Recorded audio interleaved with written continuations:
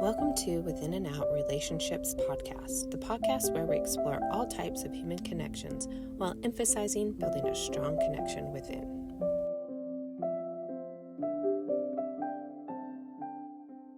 This fifth episode is all about the lives of my great-great-grandpa David Evans Wilson and great-great-grandma Helen Belator Wilson. David Evans Wilson was born on September 21st, 1843. He was the oldest of 7 children to Richard and Jane Evans Wilson. His birthplace was Flintshire, North Wales. His father, Richard, was born on April 17th of 1817 in Lightwood Green, Overton, Flintshire, Wales. He was the 9th child to William Price Wilson and Catherine Davis. He married Jane Evans on February 26 of 1842 in Overton, Flint, North Wales. They were the parents of 9 children, and then he died on December 10th of 1878 in Ogden, Utah. David's mom, Jane Evans, was born on November 14th, 1813 in Overton, Flintshire, Wales. She was the oldest of 2 children to John Evans and Jane Hughes, and then she died on February 13th, 1892 in Ogden, Utah. Unfortunately, I wasn't able to find much information about David's childhood, but he became a fireman apprentice for the railroad and then was promoted to a locomotive fireman before leaving North Wales in 1866 at the age of 23. He first traveled to Canada and became a fireman there. Then 2 years later, he traveled to the United States. David arrived in the United States on September 15th of 1868. Soon after is when David met my great-great-grandma, Helen Belator.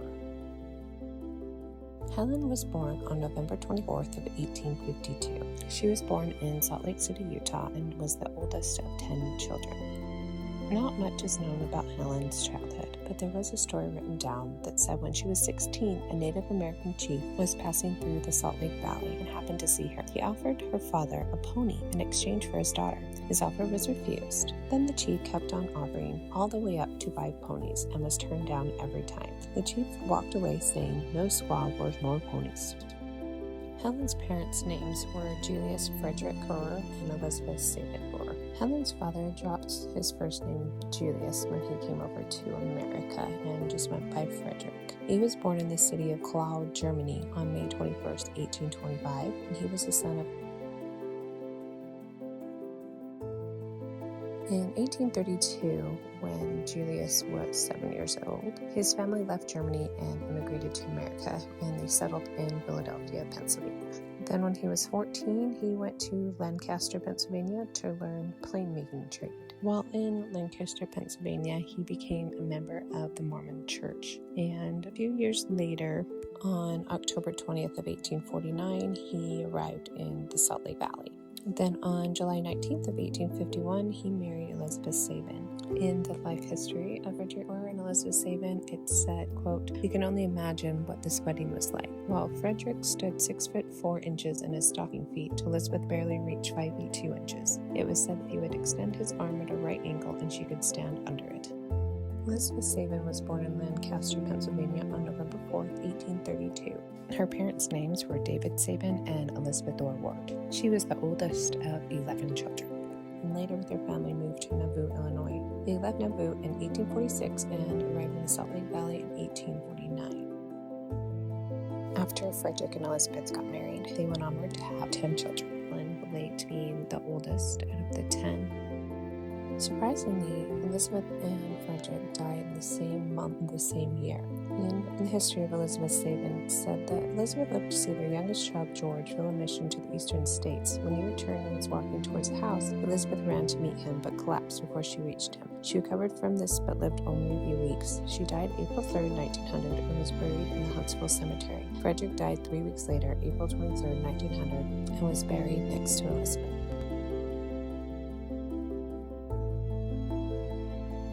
Sometime between 1868 and 1872 is when David and Helen met. Not much is known of their courtship. They were married on January 12th of 1872 in Salt Lake City, Utah. Then they went on to have 8 children. Their first was in 1873, a daughter named Catherine Belator. Sadly, Catherine only lived for 4 years and passed away on July 28th of 1877 in Ogden, Utah. Next, in 1875, they had their first son, Richard Henry. Richard Henry went on to serve in the Philippine Islands, and he also served during World War I, then passed away in 1934 at the age of 58. David and Helen's third child, Jane Elizabeth, was born on October 2nd, 1877, and sadly only lived for 18 months and passed away on July 11th, 1879.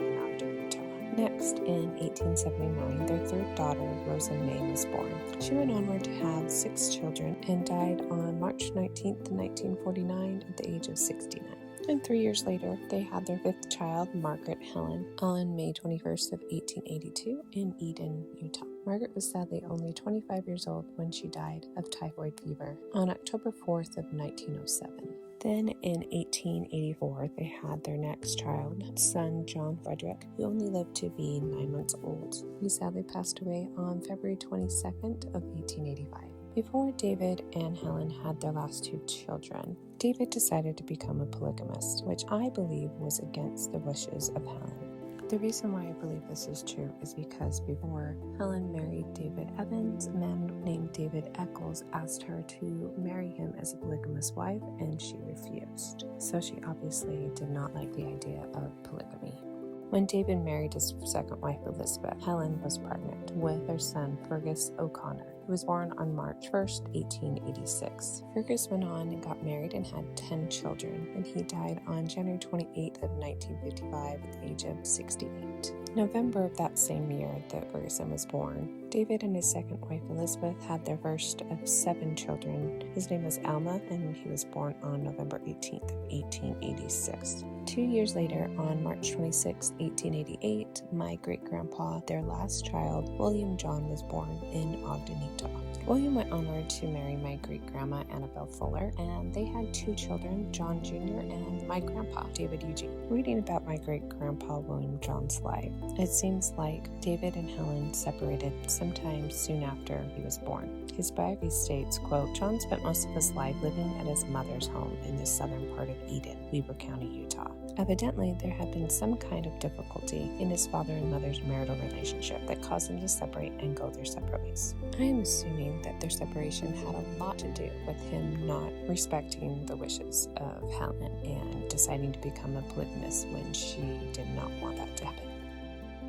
During the time David's children were growing up, he worked as a steam engineer for the Wheeler Sawmills and then as an engineer for the Utah and Northern Railroad. The railroad was later named the Oregon Short Line. He finally retired with the railroad in May of 1901. At that time, he was one of the oldest engineers on that line. David seemed to be a very stern type of person. Included in the biography of my great-grandpa William John, my grandpa wrote about his life and said that his father, David Evans Wilson, entered into a plural marriage just prior to John's birth. He worked for the Utah and Northern Railroad, so was probably not at home much. They say David Evans had a terrible temper, so all of these things could have contributed to the split in their marriage. It is not known what, if any, contact he, meaning William John, had contact with his father during this time. And David's first son with his second wife, Elizabeth, wrote about his father by saying, Father was a rigid disciplinarian. He thought a boy's place was in his own yard. I was frequently punished by father by sneaking away to go swimming or fishing with the neighbor boys. David passed away on October 28, 1927. His obituary said that he passed away after an illness of 4 years resulting from a fall.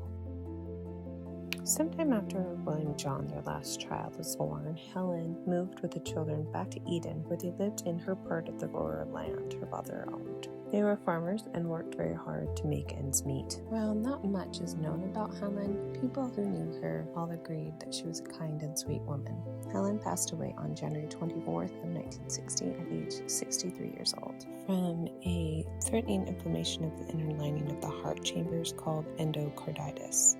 At her funeral, she had a loving remembrance of Helen B. Wilson. It said, A precious one from us has gone, a voice we love is stilled. A place is vacant in our home which never can be filled. God in his wisdom has recalled the boon his love had given, and though the body slumbers here, the soul is safe in heaven.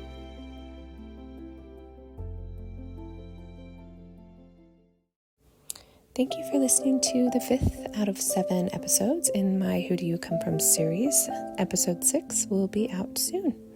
Have a great day.